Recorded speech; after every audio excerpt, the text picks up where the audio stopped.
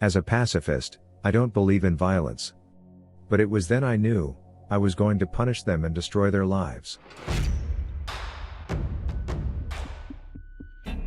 If you like true revenge stories of epic proportions, you found the best channel.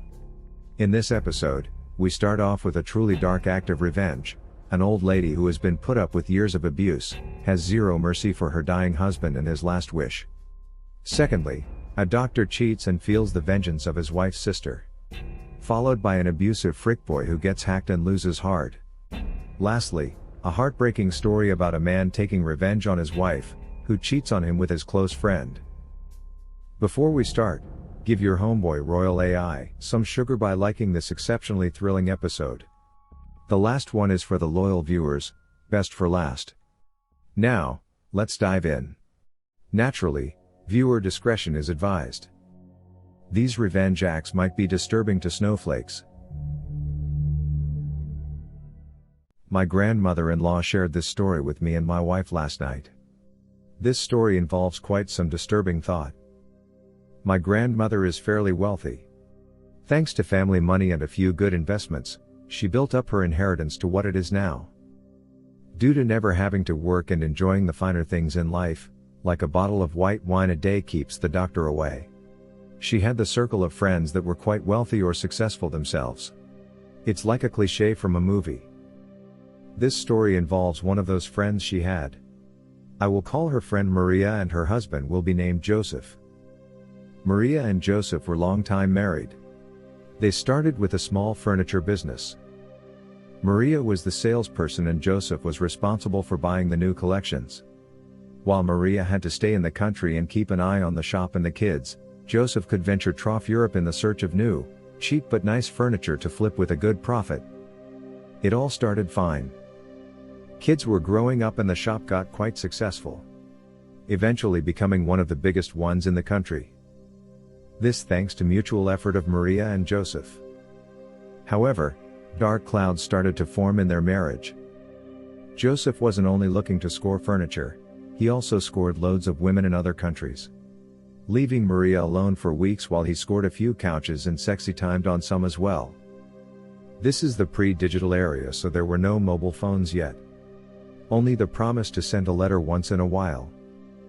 During their life together, Joseph would cheat on Maria every time he saw the chance. After a while, he didn't seem to care anymore if Maria knew. Would even bring his mistresses to the home city, to spoil them in fancy restaurants. Note, this was a different time. Women rights are established now, but this wasn't so back then.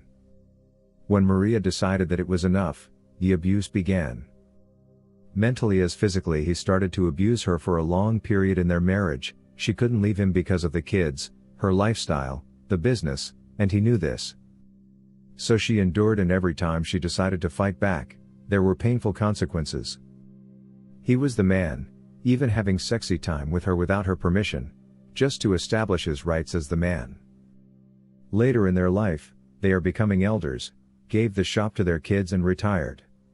Decided to take it easy. Maria long lost her interest already in Joseph but still couldn't leave him. When money is involved, people tend to endure a lot. And, Joseph got sick, really sick. A combination of Parkinson and cancer. Eventually ending up in a wheelchair. Maria, like every good old wife, decided to nurse him till she couldn't do that anymore. In my country you have something like euthanasia. If you still have a good mind and you have a lot of pain, you can go to the doctors and the notary. They'll draft a paper for whenever you cannot care for yourself anymore. This way you could commit legal suicide, simplifying terms. Crucial side note, it's important to add that the spouse has to keep the official letters and make the final say, because the person involving this often doesn't have the correct mindset anymore. And thus, her revenge began. Joseph got worse.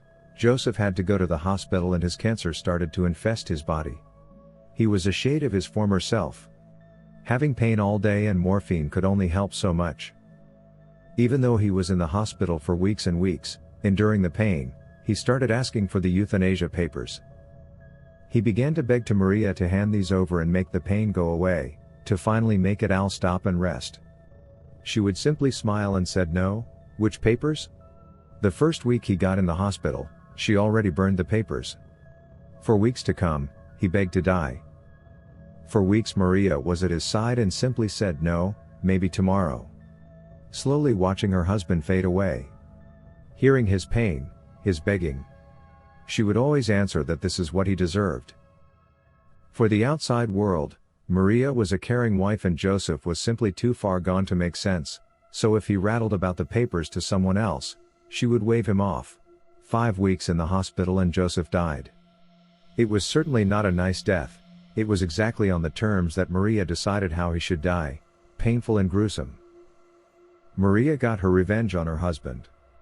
Giving him hope that it could be his last day and the pain will end, but crushing it every day again as well, to let him suffer in a cancer-infested body and to die on her terms, slowly. This revenge took place in the Philippines. Laws are different here from other first world and Western countries. It's a conservative and Catholic country, so marriage and married life is held sacred. Any idea of divorce or separation of spouses is frowned upon by most traditionalists.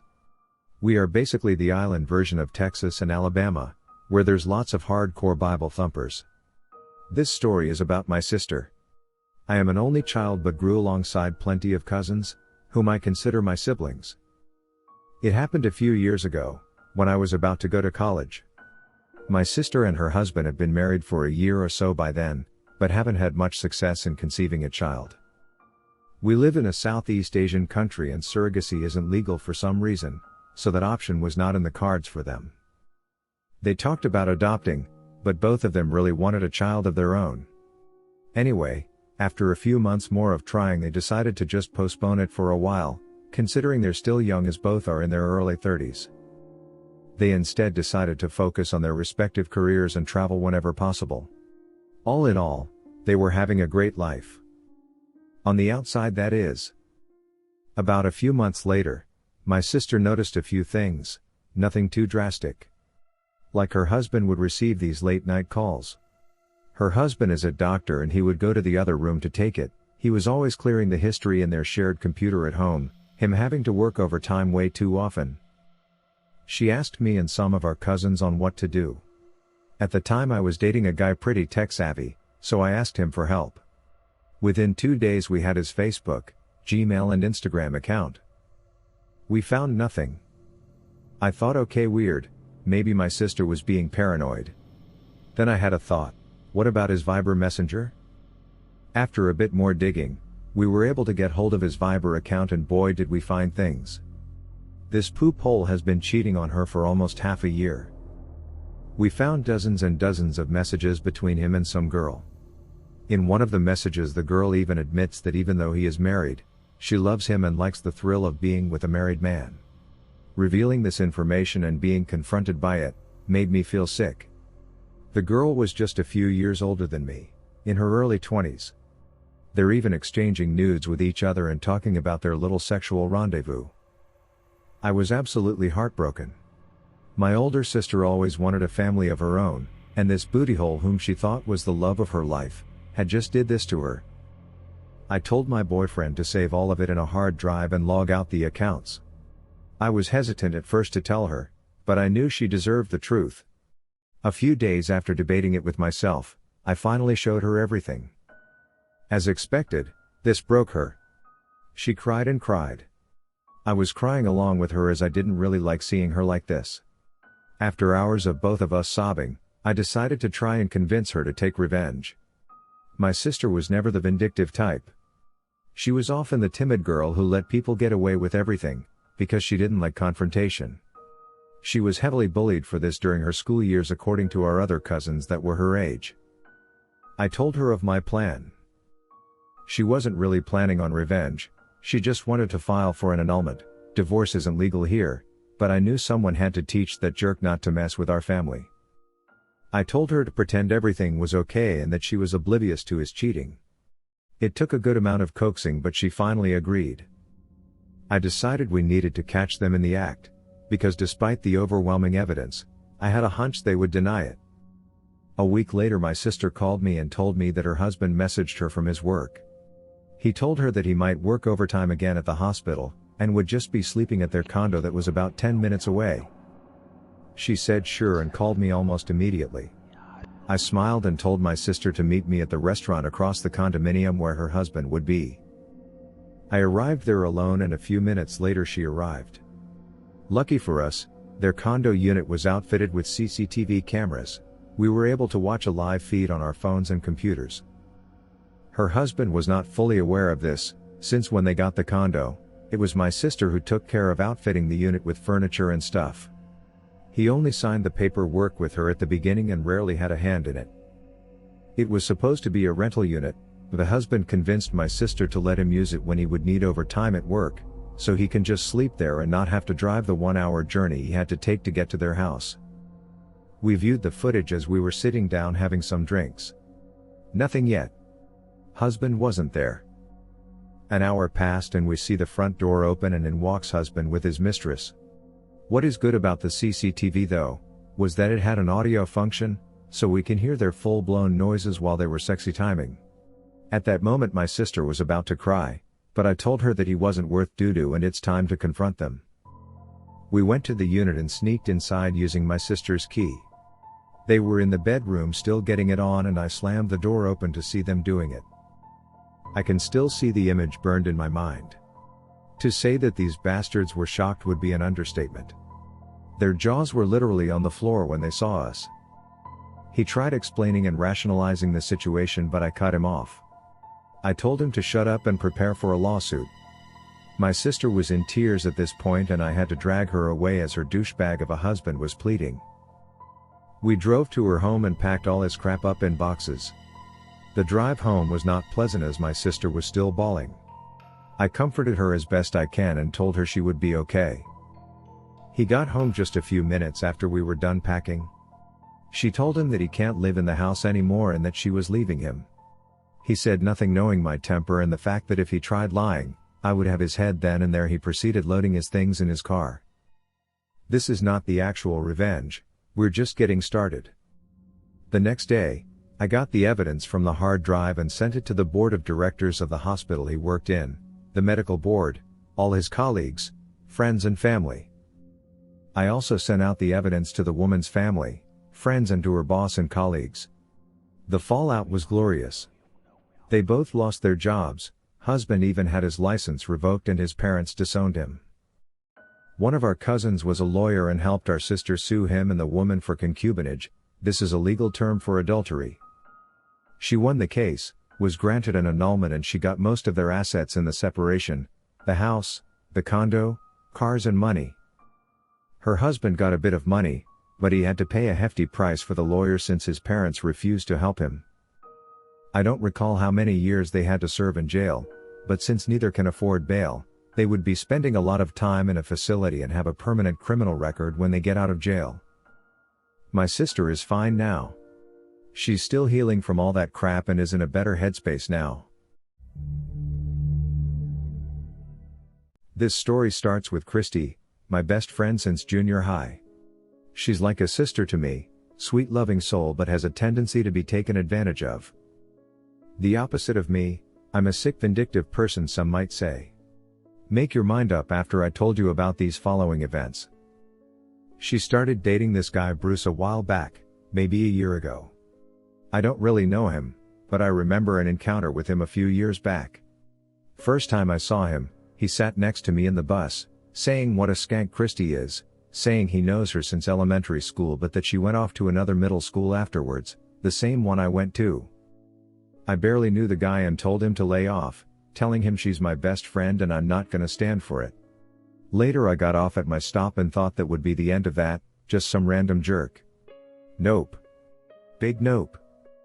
Couple years later, Christy starts hanging out with this friend, being very vague, saying I don't even know him and such. Finally she gives in and tells me that she's been seeing this guy called Bruce Jerky. So I find him on Facebook, do a bit of detective work. He's a cook in a local restaurant, likes comics and airsoft, typical kid, nothing too sketchy about him. The first few weeks of Christy's relationship go fine, all lovey-dovey, nothing out of the ordinary. But then the complaints come rolling in. He's short-tempered, super jealous, He said if you try anything stupid with me, he'll kill you. All those were huge red flags, but I guess both of us ignored it all first. It being her first boyfriend, I didn't want to ruin it for her, but I was cautious. I started with a bit of a background check, talking to his friends and trying to get a non-biased opinion on him. Later at a party I met this guy John. I asked him where he knows Bruce from, since he lives quite far away. Turns out Bruce was John's brother's neighbor and that he spends his summers there. While we were talking, Bruce comes up and John told him that he's going to party with me. Bruce retorts that he hates me, he'll kill me and that I want to steal his girl. Quick strange escalation, but okay mate, I got better things to do than steal your girl. John also tells me some vital info. He told me that Bruce is probably the dumbest person alive and he's thinking about moving to Quebec, but that he can't speak a word in French. He's in luck, because I study French philology at university. I'm starting to get fed up with Bruce's BS, not only what I heard from John, but mostly the way he treats Christy. She deserves a proper boyfriend and should dump him. I call up Christy to go grab a beer and just chat. I use this time to try to talk some sense into her and tell her that if they are serious about moving to Quebec. I added that I could offer Bruce some French lessons so he at least knows the basics and offer him a truce, that I have no intentions of stealing his girl and so on. He accepts and so begins my revenge plan. We meet up the next day in the cafe and I try to teach this, I cannot stress this enough, idiot some basic French. Now all of this is just a cover for me to gain his trust. This goes on for a few weeks and then comes a lesson like any other, except I arrive a bit early and I'm messing around on my computer. Bruce comes and asks me what I'm doing. I'm working on a bootleg Instagram app that lets you download pictures. I show it to him on my phone and he loves it and asks me for a copy. I tell him that I have a better, more stable version on my laptop but that I have to compile it. Wink wink, what I'm actually doing is adding a RAT, remote access tool, with a keylogger and stuff to the app. He, none the wiser, installs the app and we have our lesson. He thanks me for the lesson and introducing him to the app and leaves. When I get home I check my computer and I have everything I on him, call logs, passwords, location and the list goes on. I snoop around for a while, check his social media and messages for dirt. I found the holy grail that would be the end of his toxic relationship with Christy. It turns out he was cheating on her, which explains his jealousy. I felt so sorry for Christy and so pissed at Bruce for doing this to her. I called up Christy and told her to come to the cafe, alone. I tell her the truth and she is totally devastated, right there and then she breaks up with Bruce. But that's not all, of course, so after Christy leaves, I decide to search his messages, including his messages with Christy. Makes me feel a bit conflicted, so sorry Christy, but this way I find a few pecker pics and decide to have some fun. I send one to his boss, one to his mom and one to one of his airsoft groups just for good measure. I haven't seen him since he cancelled the French lessons after the whole doo-doo storm. Good luck in life buddy. Yours truly.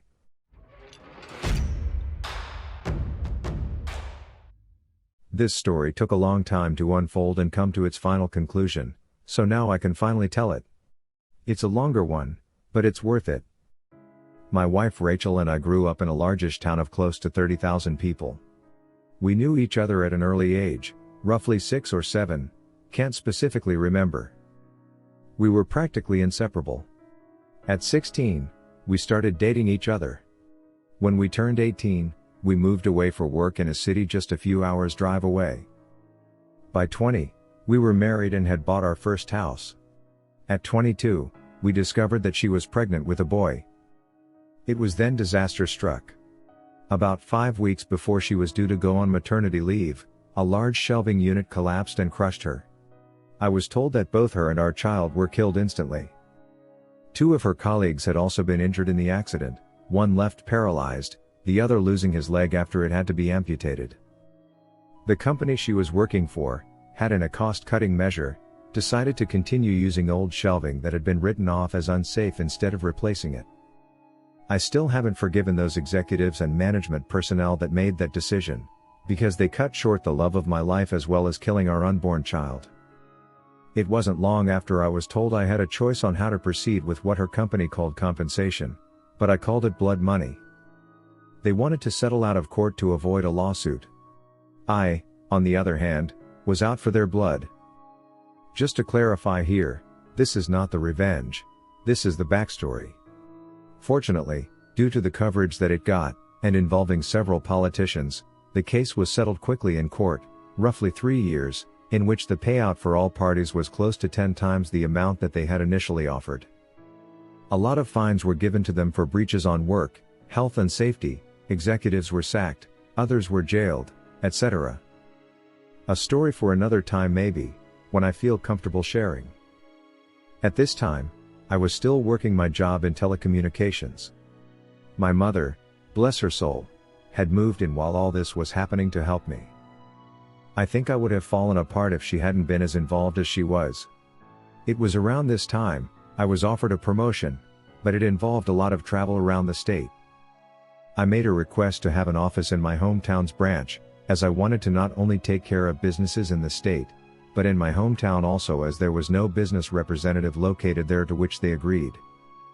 After a few months, we settled into a routine of 1 to 2 weeks in the city office, 1 week in my hometown and 1 to 2 weeks visiting the rest of the state. After a year, I decided to buy a house in my hometown, so I wasn't having to stay at my parents' place every week, or so that I was home and that I could come and go as I pleased. This is important for later in the story.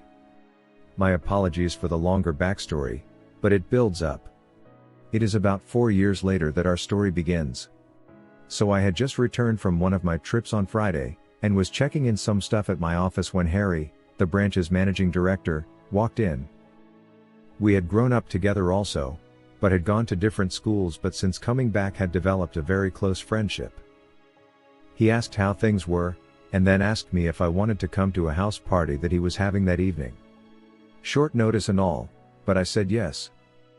I felt like a few drinks with friends were in order. It was there that Harry introduced me to Catherine.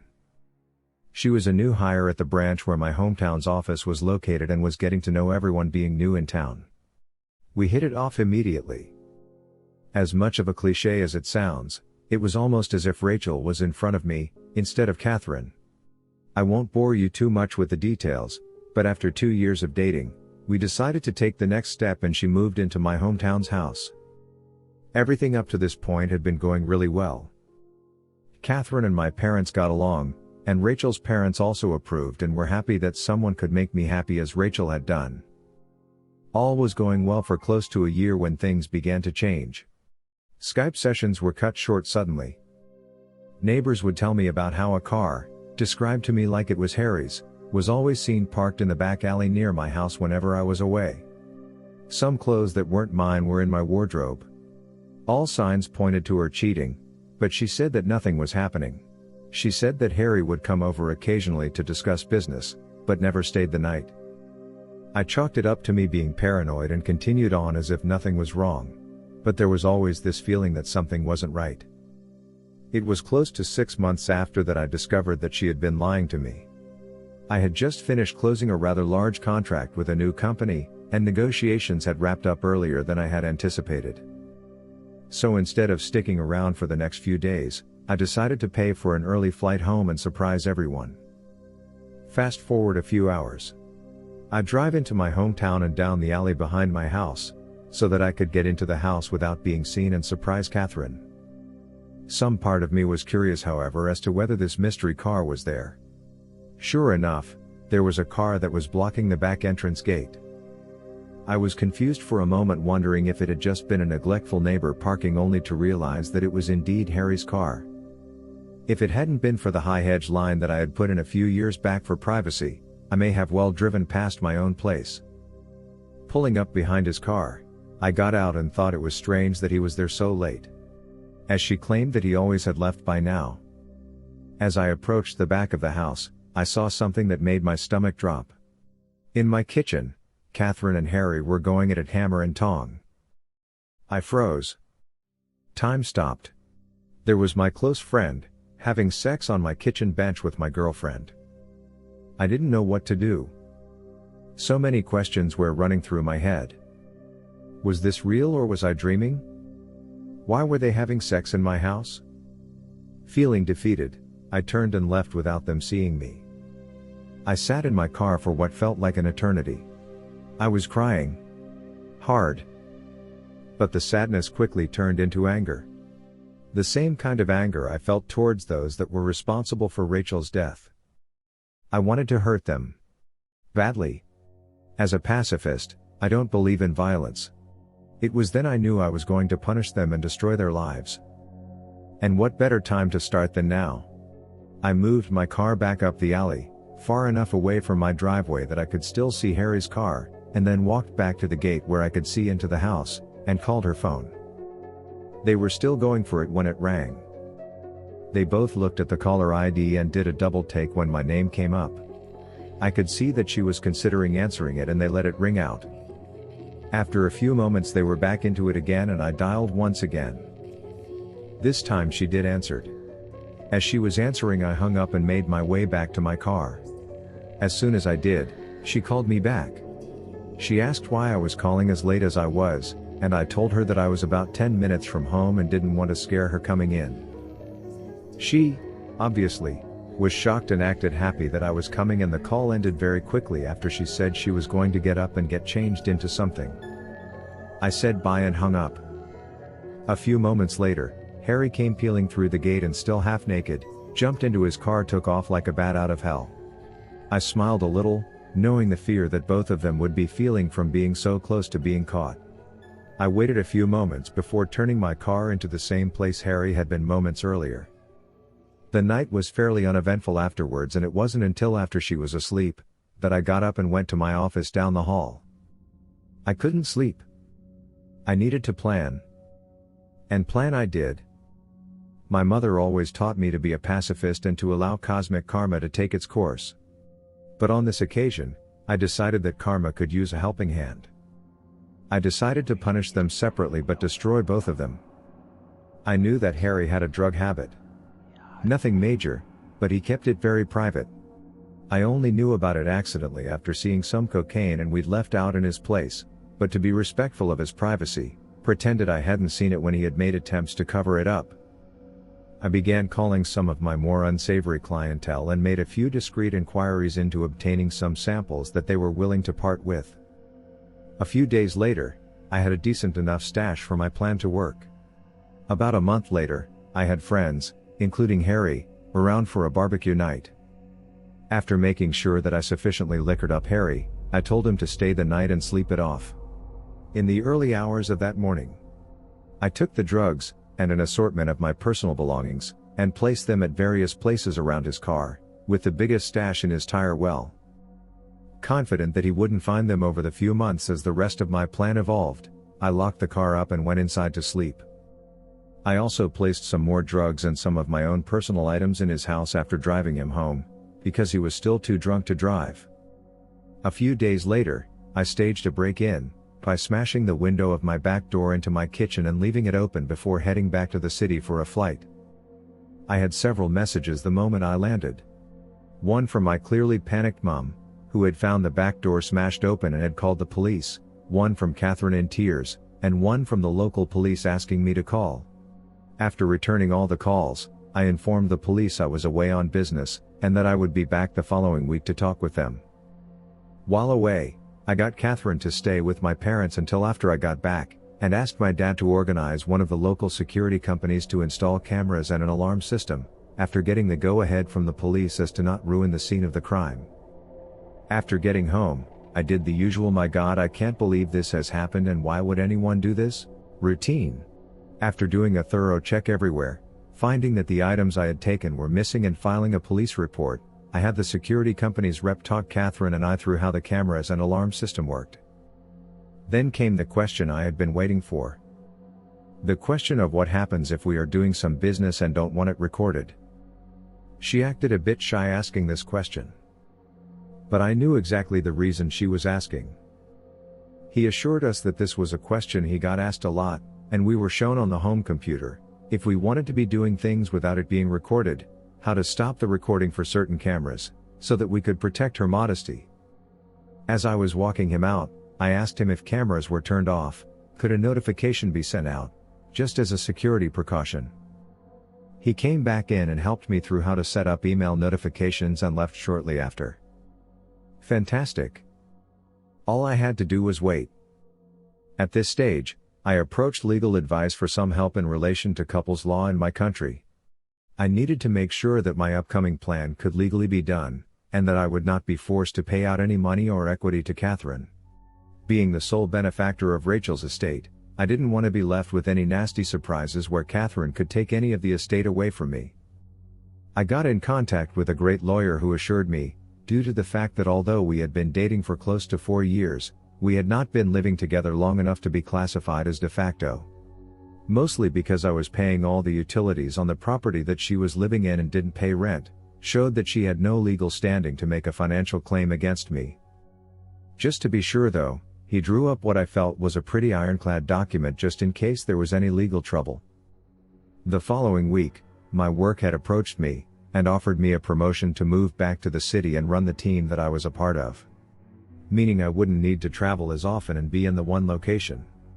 I said yes, and began the process of beginning my transfer, which would take about 6 weeks.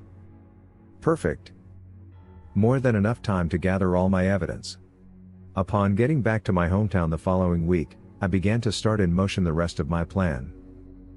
Beautifully ironic, I asked Harry to approve 1 week's worth of vacation for Catherine for 2 weeks' time. I wanted to send her and a friend or two away on a retreat before I made the biggest decision of my life for a second time. He jumped up and gave me a huge hug, congratulating me on being prepared to take the leap again. I hugged him back tight, but not the way I think he imagined it at the time. He agreed and blocked out the week for me. I asked him not to say anything to anyone, as I wanted to make it as big a surprise as I could. I knew that it would spread like wildfire around the office regardless, but that was my plan. That night, I told Catherine that I had booked her and 2 friends to go to a tropical spa resort, all expenses paid for a week. No questions asked, pick 2 friends, and come back to the biggest surprise of her life. She screamed like a kid who had just been told that all the candy in the shop was hers to have. I then told her that the following week, I was going to spend it in the city, preparing for a large client who was one of my biggest accounts. Therefore I needed some people in my team to help before flying out the following week, and I wouldn't be home until the Monday that she was leaving. So I wouldn't be able to see her, which seemed to disappoint her, but I told her it would be worth it when she returned. What I failed to tell her was that I had decided to take 2 weeks vacation on the other side of the country, mentally preparing myself for the shitstorm that was about to erupt the moment she stepped foot on the plane, as well as enjoying my first stage of freedom. On Sunday 2 weeks later, I flew back and began driving home. Once getting there, I'd done a quick pass by my house, and sure enough, Harry's car was there. Like the first night I had caught them, I parked a little ways back, and checked the cameras. Asleep, in my bed. No surprise honestly, as I had recorded them constantly do this over the 2 weeks I had been away. I then made my first call to the police, blocking my caller ID. I told them that I was one of my neighbors and saw someone hanging around in their car in the alley behind my house, and occasionally passing something through windows to passing cars, while also looking into my yard, and I was concerned that they were dealing drugs and or going to break into someone's property. I gave them his license plate and description. They said they would have someone there in a few minutes, so I thanked them and hung up. I then called Catherine and told her I was about 10 minutes from home, and that I knew she was flying out tomorrow, but desperately wanted to surprise her. Looking back at the footage now, I laugh at the commotion that I am surprised I didn't hear. In a few short seconds, Harry was half dressed and flying out the back door to his car. At that point, I couldn't have asked for a more perfect scene. As Harry was peeling away, one of the police cars rounded the corner behind me, saw Harry driving away fast, and gave chase. After pulling in, greeting an excited Catherine, and doing all the couple things, she fell asleep again. I, on the other hand, couldn't sleep a wink. The next day, her and her friends were bundled into a car. After they drove away, I had to wait a few hours, but I began to execute my plan. I called a friend who was a removalist, and apologized for the late notice, but needed my place packed and moved on Friday. After agreeing on a time, I told him that he would need to take certain boxes to a storage facility, which he said wasn't an issue. Then I began packing Catherine's belongings. Later that day, I got a call from the police for me to come and identify some property that they had apprehended from a suspect the previous night, that fit the description of property I had reported stolen. I grinned to myself, happy that my plan for Harry had grown to fruition, and replied that I would be there shortly to collect it. Of course, when I got there, some of the items were still unaccounted for, due to the fact that they must have still been in his house and they hadn't searched there yet. By this stage, the town was buzzing with news. Events in my hometown don't stay secret for long. Harry was disgraced and promptly fired for his possession of drugs and stolen property, and our respective bosses on behalf of the company had extended a formal apology towards me during the week. That night I went to my parents' house and told both mine and Rachel's parents what had happened, omitting certain details. And that I was moving back to the city after being promoted, but Catherine wouldn't be a part of it. They were pretty upset initially, that I hadn't let them know what was going on, but were happy that I was handling everything maturely and hadn't sunk to their level. Though they didn't agree with ghosting Catherine, but after some drinks, laughs and tears, I went home. On Friday afternoon, after a busy week of organizing cleaners for the following week, the real estate to put my house on the rental market, and various other tasks at my hometown's office, I packed some things into my car, and drove to my parents' place and said goodbye before the drive. Before leaving, I went to Becky's house. Becky had been one of Rachel's closest friends growing up. She was the only other person who knew what was happening, minus the details about Harry. Without her help, I wouldn't have been able to organize everything as quickly as I had. I gave Becky a large manila folder with my gathered evidence of her cheating, as well as the letter and a few other legal documents from my attorney stating that she was ordered not to contact me, and the details of how to access her belongings located at the storage unit I had rented out. After a quick goodbye, I left and drove back to the city. On Sunday, I woke up to several missed calls, voice messages and text messages. Turns out, Catherine had come home early after being alerted to something being afoot in town, only to find an empty house and a for rent sign out the front. Freaking out, she had gone to my parents, who closed the door on her the moment that they answered, forcing her to call everyone until she managed to somehow be contacted by Becky and told that she had a package for her. I was told that she didn't take too well to that, as I fully well knew at that point from the numerous angry texts and voice messages from her accusing me of setting up Harry, of being deceitful, etc. I was worried that she might show up at my front door, but nothing ever happened. 5 weeks later, after leaving and been promoted, I'm sharing this with you, dear listener. I don't regret doing what I did to him, as he knew both Rachel and I growing up, and knew how hard it was for me to pick up my life after she died.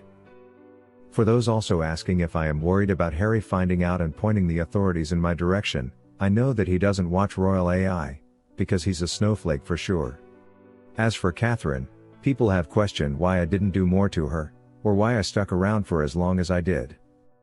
Honestly, I almost did kick her out after a few days, but I wanted to gather evidence and show proof of her cheating so that everyone she knew would know what she had done. She is a major socialite, her words, and I knew by exposing her it would kill her reputation. As for what happened to her, I have been told that she moved to another state just recently after being transferred. From the people I have spoken to today, she was put mainly on administrative duties before her transfer, as there was quite a bit of backlash after the rumor mill made its way around town. Thank you for enjoying this episode, which was made with artificial love. Subscribe or give Royal AI some sugar by avenging the like button. Could you imagine doing one of these acts yourself? Share your experience below. I'll join the conversation.